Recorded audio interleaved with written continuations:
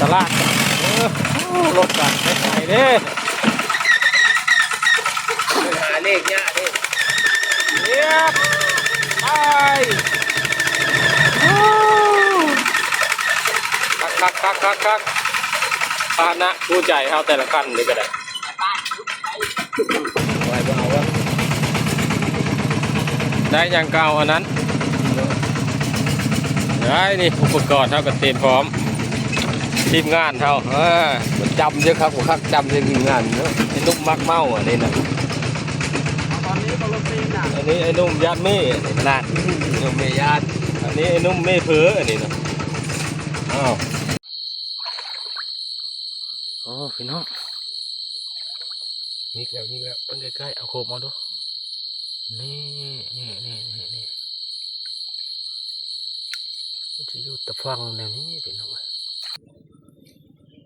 สวัสดีพ่อแม่พี่น้องวันนี้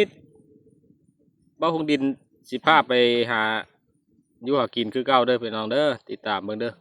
แต่ก้านกับปูค่ายพี่น้องบ้านเจ้าเคยมีเพราะเป็นกระปูที่ว่าหายากอีกชนิดหนึ่งไหนมันอยู่ตามห้วยตามป่าตามดงบ่ได้หากินง่ายๆได้พี่น้องเอ้ยตัวใหญ่ถือว่าอึดละหลายบ่อนกับบ่มีละแต่เบิ่งนำกันเด้อพี่น้องเด้อติดตามเบิ่งเลยการเดินทางไปของเราก็ถือว่าทุลักทุเลสมควรแต่เบิ่งนำกัน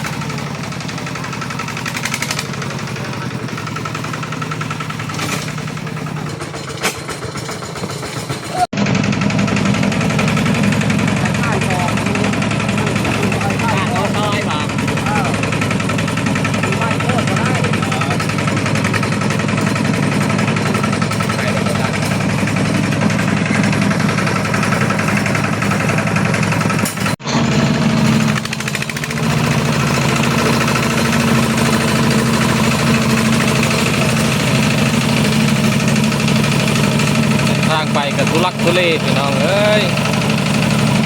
เพื่อนเลย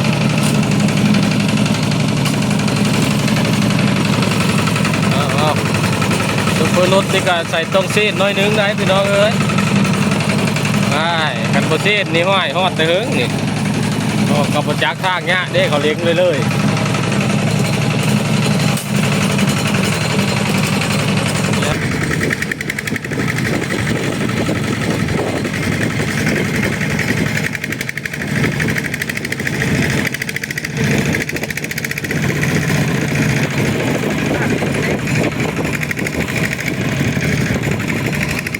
โอ้ยขี่หักในหมดแล้วข้างไปหน้าบ้านเฮาในถนนนี้ระดับ4 เลนพี่น้องแต่ตัวแต่ละเลนนี่ควายยังมีม้าเลยเดี๋ยวนี้ควายลิแถวนี้นะ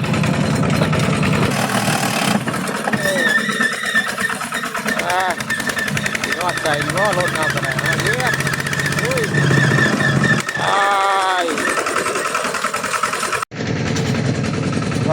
ที่แยกทางไปหน้าเล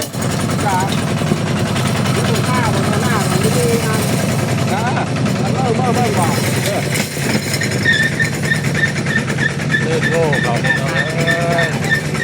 โอ้ยคน5 คนเลยเอาคนละตีกันยังวัดแวะผมพบกันละทีหน้าไป2 คนทีหลังคนนี้ผมมี5แล้วครับ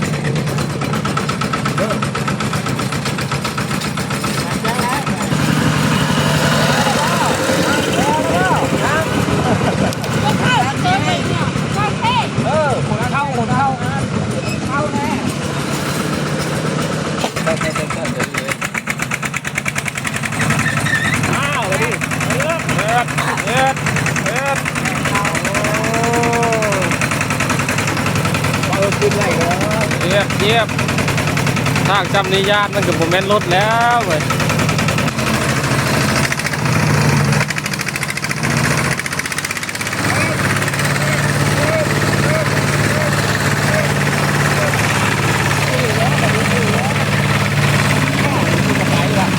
เยียบ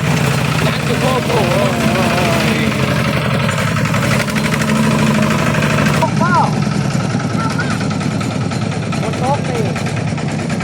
แห้งอยู่กับหมดอ่ะ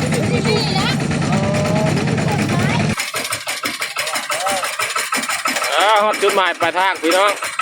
หน้าบ่อทองหน้าโน่น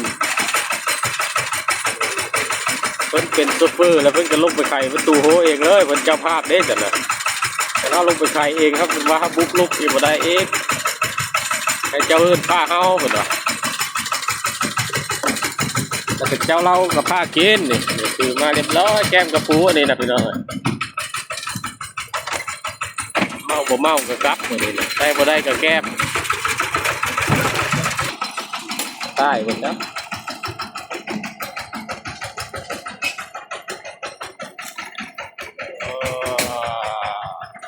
เยียบ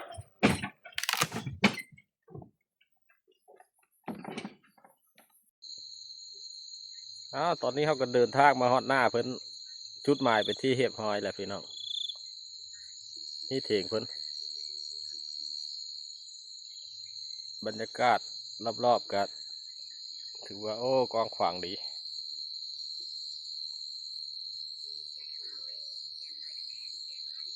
น่าอยู่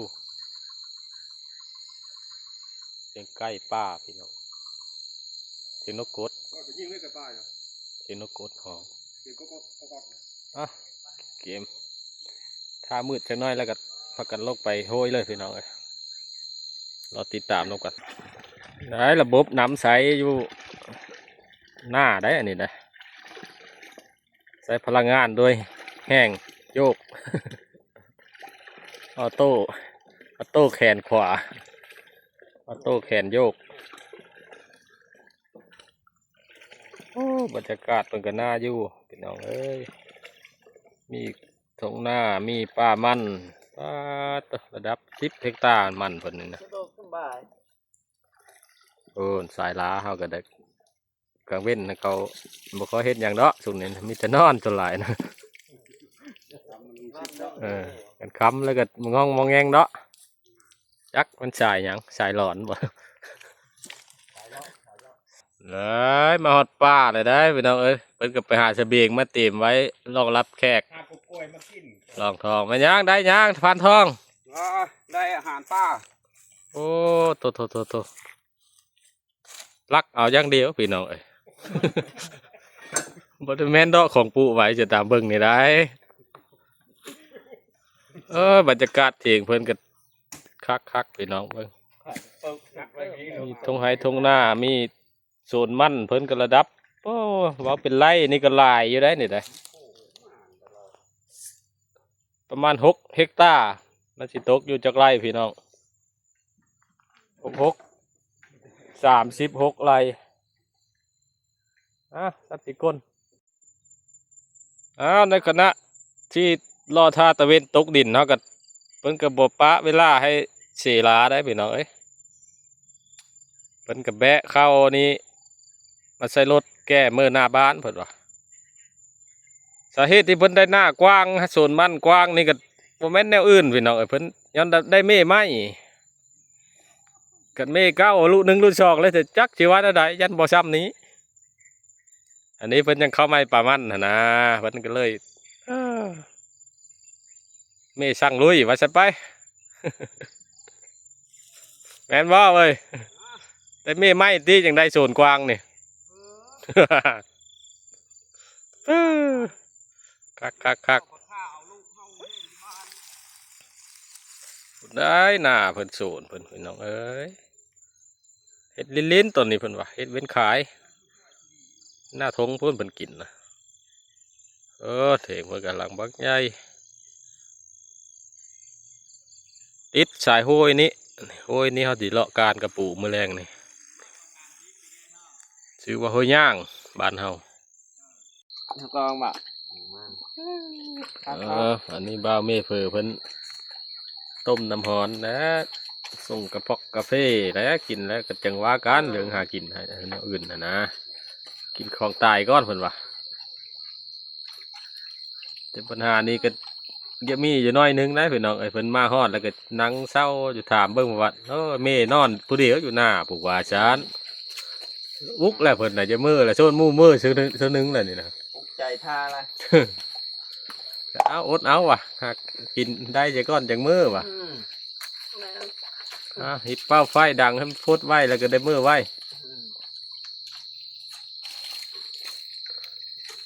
ทุกผ่านใหญ่เขานี่ก็นกแล้วยินเสียงชื้อแต่ชื่อกันนีมืดละทีมหมดนี่ มีข้าวโตหอง ตำขาแดงแล้วมีซื้อแต่ท่อง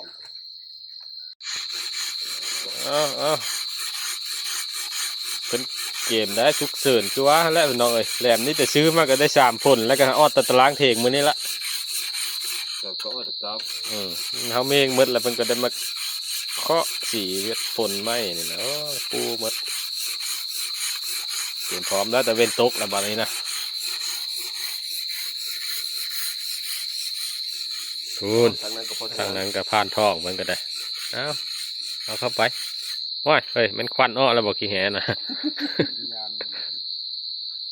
ได้เด้อ ได้พี่น้องเอ้ยหามาปันทุนก่อนแกมก่อนจังน้อยวัสนาจังมันลงไปเอาจริงอันนี้นะอันนี้เฮ็ดลิ้นซื้อๆเป็นยังอันใหญ่ๆนะป้าตุ๊หอยเบิ่งดูนะ หอยลีเชอร์ ป้าตุ๊ หอยง่ายใหญ่กว่านี้ หอยอันนี้หอยปังได้อันนี้ได้ หอยเสียใจ หอยปังได้บ่แม่นหอยเชอรี่ได้ต่างกันน้อยนึงพี่น้องทุกได้เบิ่งบ่นี่ก็ว่าเดียวกันล่ะ nè chí gì bờ này cảย่าใช่มันใหญ่พอ จี้ลงเลย จีเราได้ จี้ปลาอะไรเนี้ย ไม่ได้ป้าแล้วกินเราแล้ว ปะเห็นยังเนาะ เตะมาได้จีป่าแกมเลยมีเกลือก็มีอยู่นี่ đây lại lý ปูค่ายเด้อนี่พี่น้องเอ้ย ครบ50ปีป่า นี่ติดตั้งได้บ่แม่นปูหน้าปูหยังได้ ได้เกลือก็ อันนี้อยู่ดงอยู่ไก่ได้นี่จังมีได้หายะพี่น้องเอ้ย ที่รถมา3 ชั่วโมง ขี่รถ3 ชั่วโมงพุ่นนี่นะได้ของแกมก็ได้ชุดบ่ตรบองได้สูง ส่งป้าเด้อ สมป้าได้อันนี้บ่แม่นสมเกาหลีเกาหลีหยังดอกจะแม่นฮะไปจังอันนี้ก็ มันบ่ได้เมามันบ่ได้ mình mới đây เมาฮะ เรามันเหลืองๆก่อน พอได้เอามาแต่หุยหุ สุกแล้วพี่น้องปูค่าย เป็นตาแซ่บบ รรยากาศโอ้ยโคมไผ่โคมมันส้มคือเธอได้เนี่ยนะ เอาเย็ดอาตมามักเมากันเลย มาเย็นและขอบผลงานเพลงอัตมามักเมานี่แหละประสบการณ์เพิ่นก็เป็นพาดมา20 กว่าปีก็ได้งูสิงเพิ่งห่างคือว่าและเธอที่ช่องกันนี่แหละหอยช่องน้อยนี่แหละ หอยก็หอยค่ำครับบงไง กระปูพี่น้องถือว่าใส่ได้ปานฉลุย ไปดิเกิดถือมาแต่เฮิร์นหมดนะครู คือกา พี่น้องเอ้ยเลิกลักกินเมิดนี่นะ มัน คือไปเชิงไว้อยู่น้ำมัน คือกาเกลียนมาเอาแก้วมาแก้วแล้ว ยก ว่าเดี๋ยวว่าชื่อพอกันไหม นี่พี่น้อง ว่าชื่อพอหมดท่อ ฮ้อน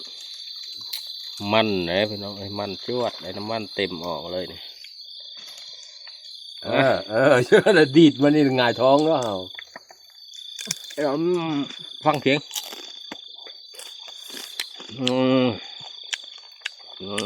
ออกบัดนึง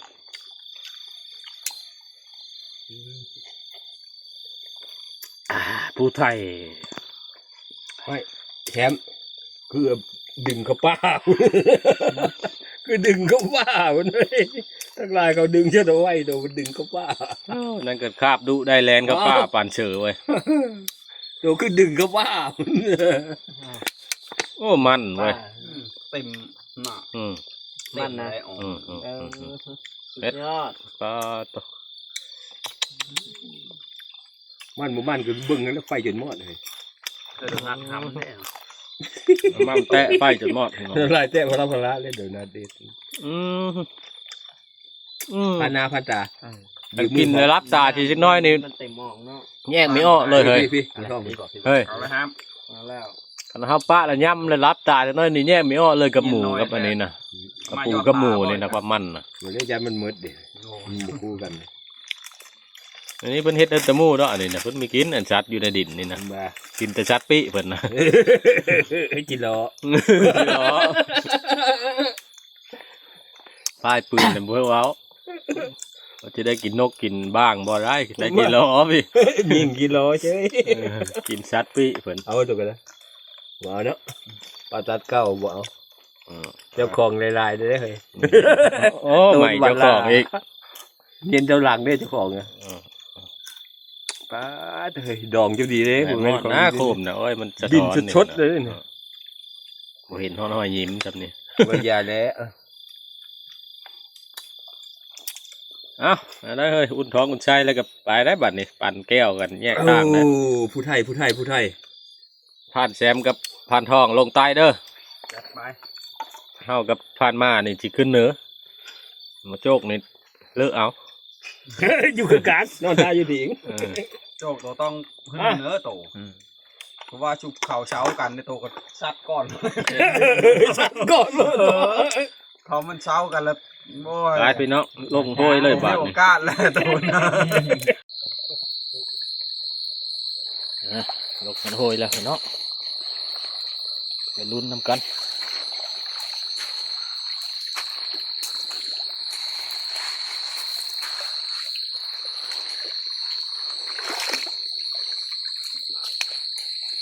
แหลมกับบ่มีครับเฮา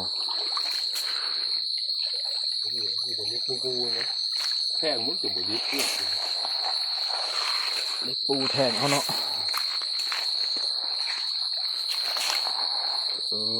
แบบว่ามันก็ลงไปแล้วได้ถือว่า ทำเป๊ะแล้วเพิ่นน่ะ กูยังว่าบ่ลิบ ทำบุปล่อยนะอย่ามันทำบุปล่อยน้ำนะเฮ้ยน้ำปล่อยซื้อได้ ผมมีผู้ใดยังพ่อเจ้าหน้ามืด อุปสรรคกีดขวางไปข้าม เอาก็เด้อ เห็นแล้วพี่น้องเห็นแล้ววิธีการมันจะเพ็ดแบบนี้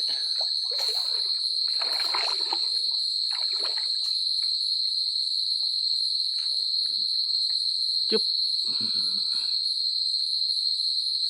ได้บ่ได้บ่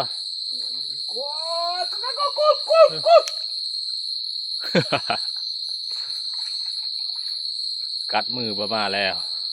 ผูกค่ายพี่น้องอีกแล้วก๊อกสองพี่น้องมีก๊อกสอง ให้ตัวมันลง แถวนั้นละซื้อนี่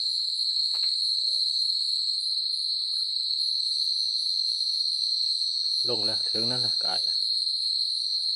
มันจะอยู่แบบนี้พี่น้องไม้อย่างแบบนี้ป่าก็ลายพี่น้องนอนดองต่ำก้นต่ำห่ำจกจักจกจักอยู่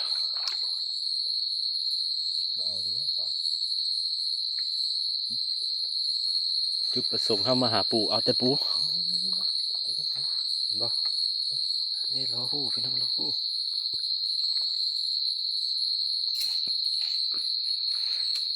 ทันไหม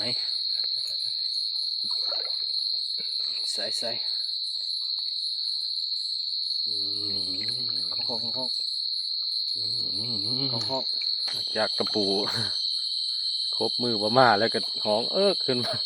ผ่านโจกกับสัญญาณได้ยินว่าคิดว่าสัญญาณเห็นเนื้อไว้แลนมารถมาเลยมันเสียงกระปูครบมือเปล่าวะโอ้ยวะเห็ดอีกแล้วพี่น้องตัวนึงท่านว่าหรือยังไงเขาหูแล้วจกเจ้าใจมักจกนะ โอ้มักได้หุ่น มีแต่เส้นดำๆหลัด จกกับคุ้ง นี่ที่ขอนไว้นะ โอ้พุ่นน่ะป่ากระฟ้าเด้อถืออีโตเพิ่นนี่นะ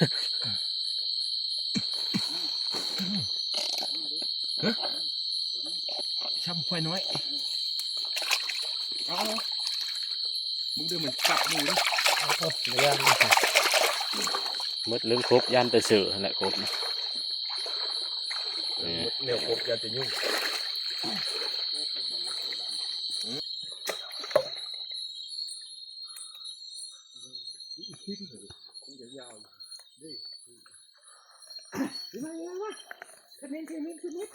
เดี๋ยวจะจับไว้เอาปูก่อน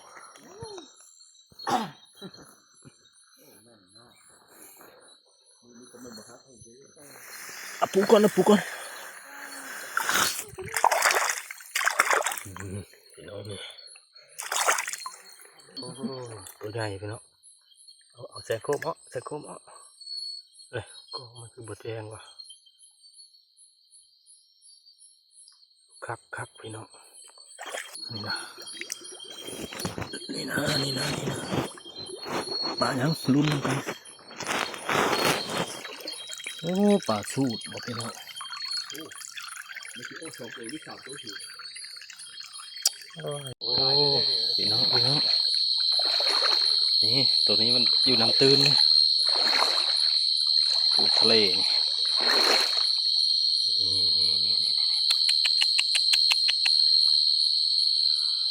จับก่อนพี่น้องโอ้ผ่านโจกเพิ่นผู้ยานเม่นี่นะเม่สร้างหาหน่อไม้อย่างเดียวอ่ะแนวอื่นบ่ต้องเอา ยานโอ้ยผู้ยานนี่ไม่ได้กิน เนี่ยเพิ่นสิเอาหน่อไม้ได้บัดนี้เลยกระดับว่านึงพี่น้องไอ้หน่อไม้ก็แกงต้มมันยังอ่อนก็คักอยู่ดอกแก้จำนี้แล้วก็จักจังไดแล้ว แกกับโมจิ ต้มมันอ่อนก็แซ่บอยู่เนาะนี่พี่น้องแมงไม้ธรรมชาติแมงหิ่งห้อย ใช่เรียบร้อยบอก จวด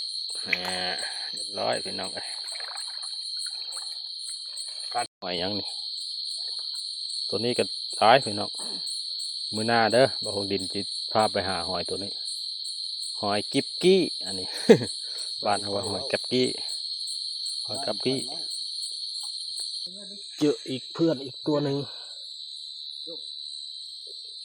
บ่ฮู้ว่าเป็นงูชนิดใดเด้อ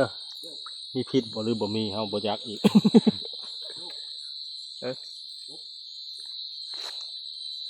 แต่ก็จับให้เบิ่งนี่พี่น้องนี่ลีนมันโอ้แป๊บปล่อยไป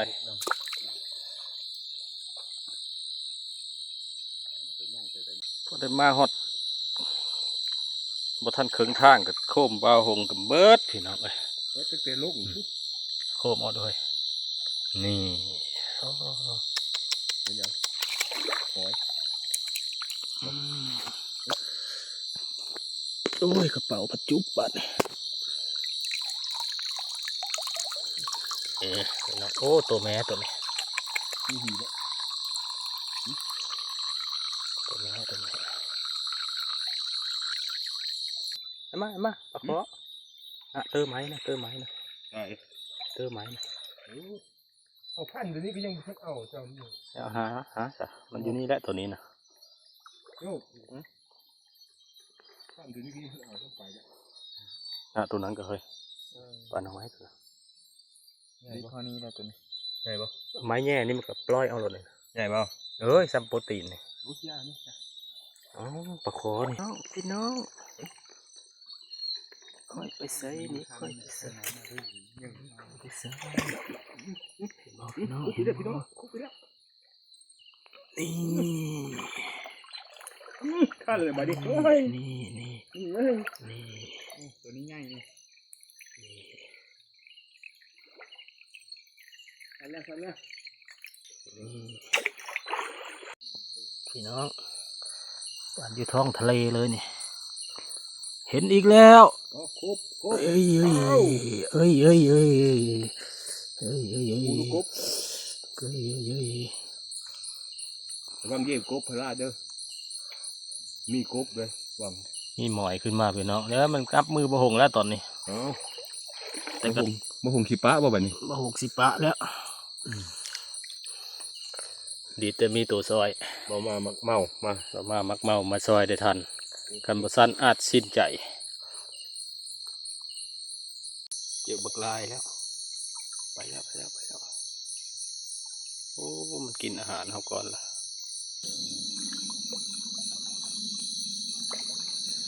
โอ้มื้อนี้ไอ้หงดินเพิ่นอ้อแสงโอ้มันโย่กับปลูกค่ายเพิ่นก็ คลองแล้ว จุดใจอ้อทางหลังอ้อเทื่อนึงเลยดิ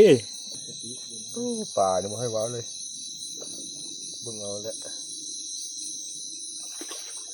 ตัวบีบตัวท้าย เจอล่องน้ำลึกแล้ว ปูคายนะครับปูคาย มันกลับมือมันรู้มันสิคายบ่ คายหออากแล้วคาย โจกเป็นพิษเราบ่ โอ้เจออีกแล้วพี่น้องเนี่ยซับจิ้งเหลนถ่ายดูจิ้งเหลนเห็นบ่เห็นอยู่บ่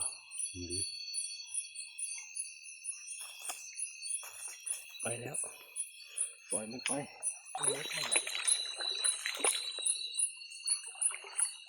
ฮะโดนไปแล้วครับคุณ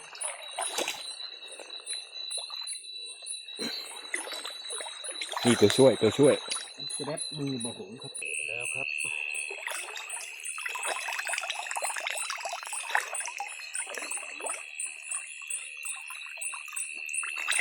เจ็บ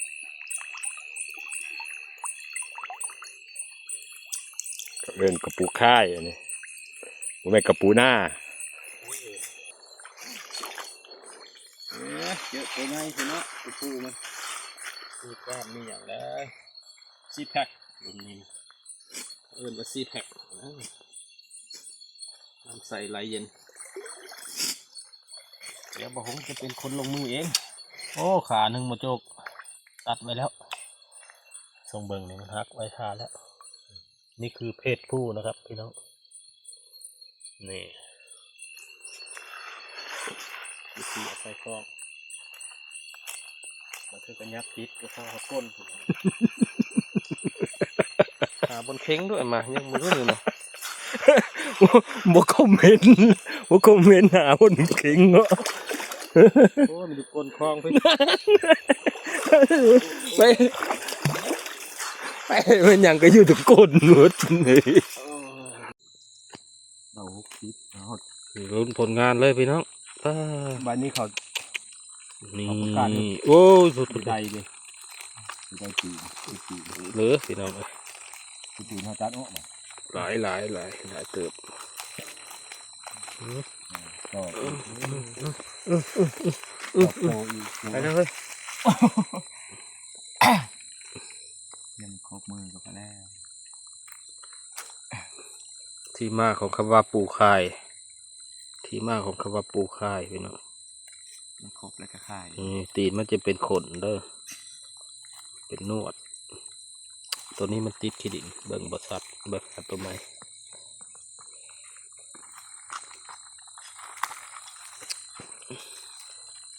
ปูค่ายได้เฉพาะ นี่พี่น้องสรุปผลงานมื้อนี้คลองกับบน้อยบ่ใหญ่นี่ สามข้อง สามคลองนี่อีก2 คนยังบ่มาเนาะตอนนี้ที่เฮาฮอดจุดนัดพบแล้วบ่มาเพิ่นเป๊ะนะดังไฟฝีงนะถ้ามาทองมาเนี่ย โอ้ยแลนเขาเป่ามันเลยนี่ดึงออกกับใบยังออกนี่ มาทองกับมาแซมกับโตสงสัยสิหาค่ายเพราะหมอนี่พิลึกแท้ไปเท่านี่เต็มคลองเลยนี่ ข่าวกระต่ายเก็บเหล้าท่าไปอยู่งั้นก็บุกถือเอาเหล้า บรรยากาศยามค่ำคืนอยู่โคกพี่น้องเอ้ยโคกอยู่ดง แกหนาวครับ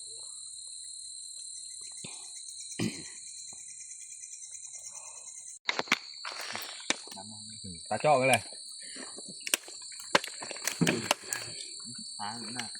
เกมไลท์ทำกันเด้อ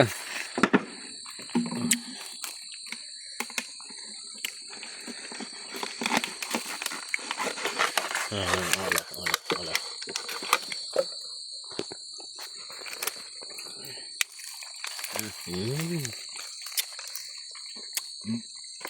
กูอะ พี่น้อง เอาตัว ใหญ่เด้ เอาตัวชักแดกดูก็ได้ ตัวนี้มันก็จะขึ้นมานี่นี่ น้ำเลิกบ่มีพอดีเพ่งน้ำปนไม่ค่ะเต็มตัวนี้ เลิกนี่ของนี่ ดีเลยครับบ่ลมพุ่นสั่ง ข้าวมานี่ โอ้ยมันก็จะไปพี่น้อง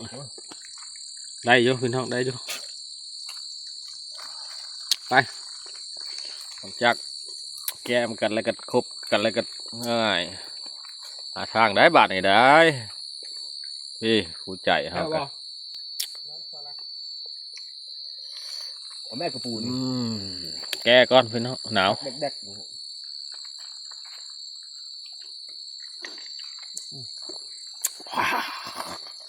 ทั้งกบทั้งฝา โอ้ยรถขาแล้วพี่น้องเอ้ย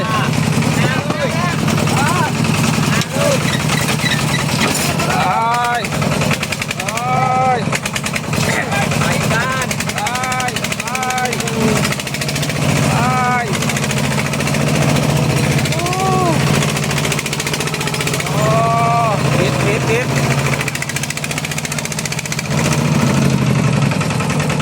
สุดยอดโอ้เส้นทางเขา โอ้แค่นี้แหละจะเข้าจับไว้หรอ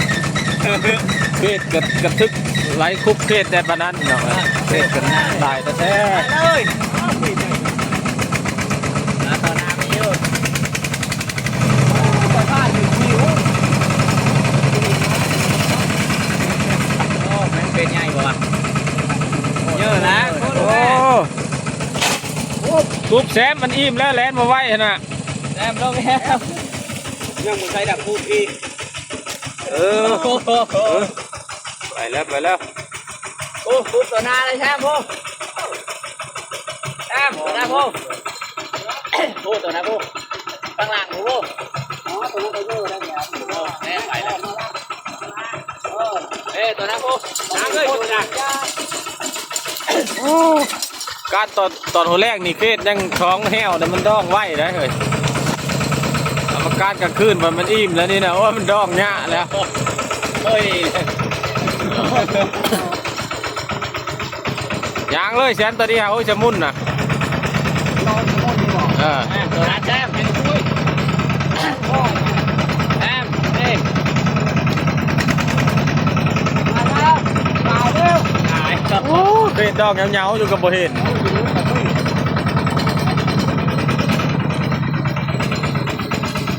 ล่าให้ดีเก่งนะ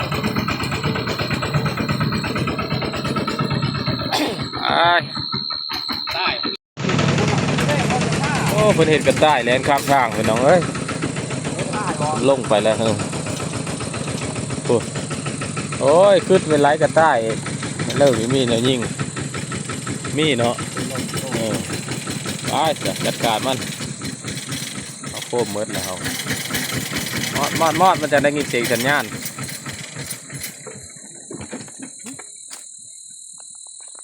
ทุกวงอ้อม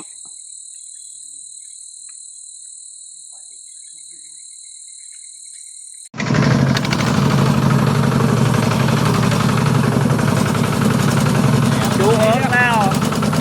โอเคพอได้นอนได้นอนนี่มือนี้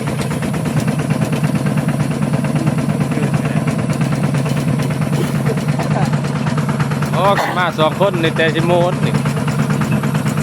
เจ้ามาโตมาจากบ้านเขาเลยว่าไปลุยๆเลยหน้าของเขายิ่งจู้เลิกคือกันแล้วเนาะตอนมาแล้วเขาใต้โอ้โอ้แม่จู้กันไหนรถไฟนี่เลยแถว ตีบซ้ายลงนี่ตีบขวามานี่นี่ ก็ได้พ่อ อ่า พ่อก็เป็นมันเป็นยุ่งก็ได้เลย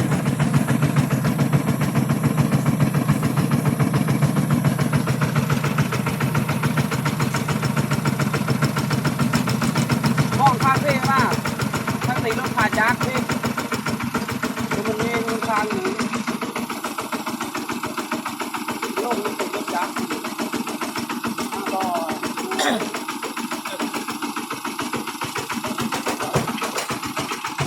มันเป็นห้อยให้มันแล้วเหรอ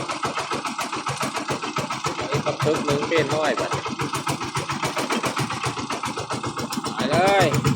รู้ข้านแล้วมาทั้งหลังนะ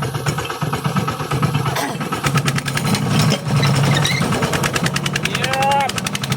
ไปเลยลูกพี่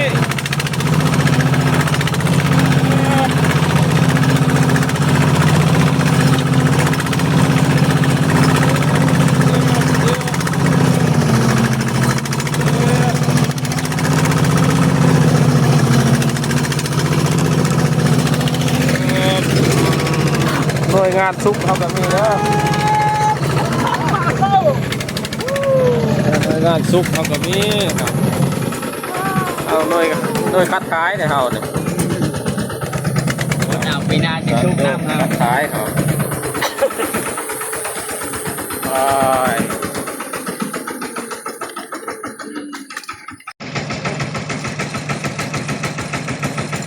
เนี่ยยังหากินพี่น้องเอ้ยนะขี่รถเอาก็ได้จำเพศ